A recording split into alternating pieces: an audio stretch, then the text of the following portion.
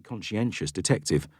But, as to the rest, the years and the rust just roll off me. Grunting, I tipped the picture frame face down and turned onto my back. Tucked away in the corral of trailers at the rear of the fairground, the only distinct sound I could hear was an ancient generator gasping itself to pieces.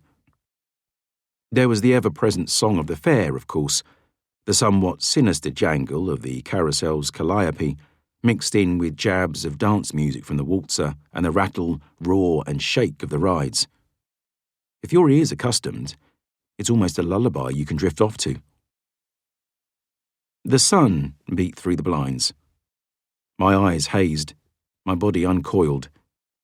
And then a blade of light played across the police file sitting on the table at the far end of the trailer, and suddenly my heart was in my throat, a fevered pulse ticking behind my tongue. All at once I could smell it again. The sting of unburned petrol, the stew of charred children, a stink that 18 months could not erase. In my mind, I was back in the street, ducking under the blue and white cordon. I saw myself signing my name into the scene log, DC Scott Jericho, long looping letters, full of the swagger of a know-nothing div who thought he could bring sense out of any horror. Forensics whispered by in their Tyvek suits, all their usual gallows humour missing. I knew the reason. I'd been the night duty detective and had taken the call. Even the most sociopathic socko knows not to joke when it's a kiddie case. I dotted the I in Jericho and strode into the burned-out shop, past guarded doorways, through to the living quarters at the back, nitrile-gloved hands at my sides, my mind clearing away the clutter of our team and the fire brigade's own forensics unit.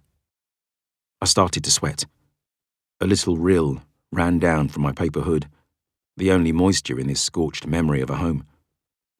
The other officers fell back from the bedroom door as I approached, not badly damaged, I noticed, strange how fires behave, and let me through with a reverence that had nothing to do with me, a lowly detective constable, and everything to do with the clot of misery and despair that waited inside.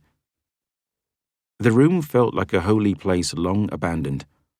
There were relics everywhere, twisted, melted things whose purpose only an archaeologist might have been able to reconstruct. Cheery in the gloom, yellow evidence markers surrounded the remains of a big, bow-chested wardrobe.